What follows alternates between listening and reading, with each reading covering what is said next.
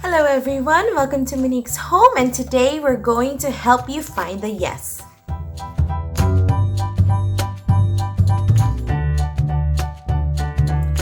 So last week we talked about inviting our children to cooperate. So it's a lot easier for you and for them when you're out on errands, when you're shopping, or even when you're at home and you have something important to do. And we talked about particular strategies that we could do in that video. So today we're going to add to that and talk about how we communicate with our kids. So how could we make our kids listen? How do we make them really hear us? Well, we're here to talk about finding the yes and making everything into a more positive statement that's easier for our children to hear. Situation 1.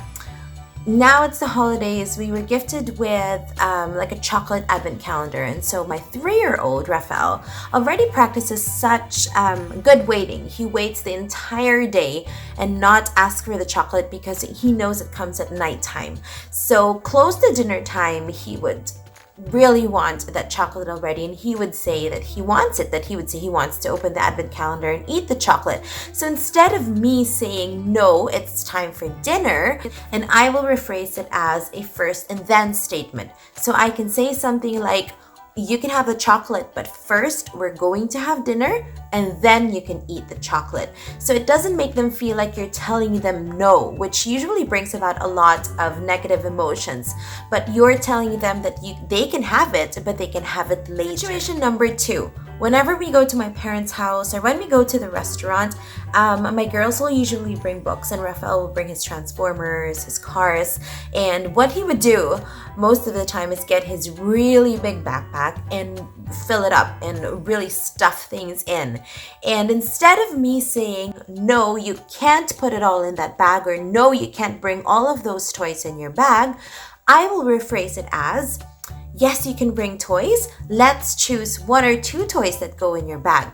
So if you do the former statement, when you do the first statement and say it in a negative way, then it makes your children feel like they can't. You're stopping them from bringing their toys.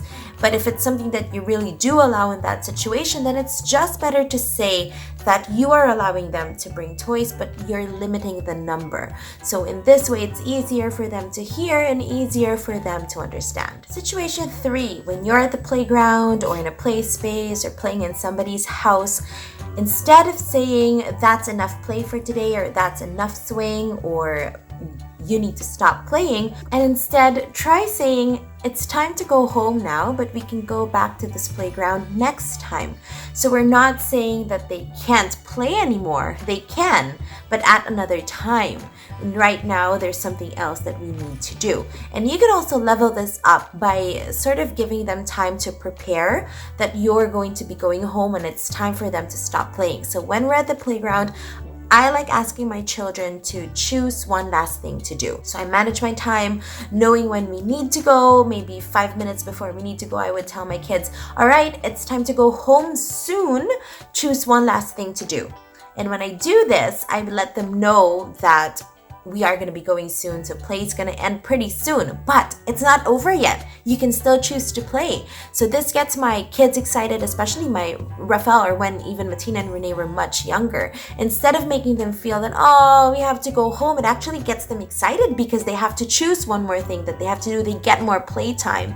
So their mind is thinking about the positive instead of them thinking about the negative of having to leave the playground. So find the yes, find the positive. Another situation that I think once in a while we all fall into, it's telling our children, you can't do this, or I can't give you this until you do this. For example, you're at home and you can tell your kids, I'm not going to let you watch TV until you finish cleaning your room. Or when you're at the grocery, we're not going to get the bag of cookies until you sit in the cart.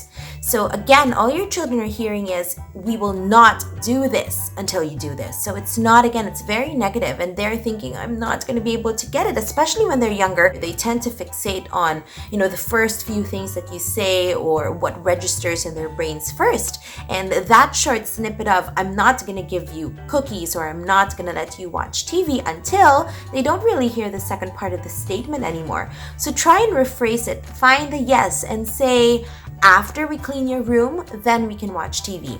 After you sit in the cart, we'll go get the cookies. So again, you're shifting their perspective from I can't have this to I will have this after I do this. It's like the first and then statement, but stated in a different way, and making them focus on what needs to happen before they get what they were asking for. So let's find the yes. Let's all be more positive in our communication and help our children hear us.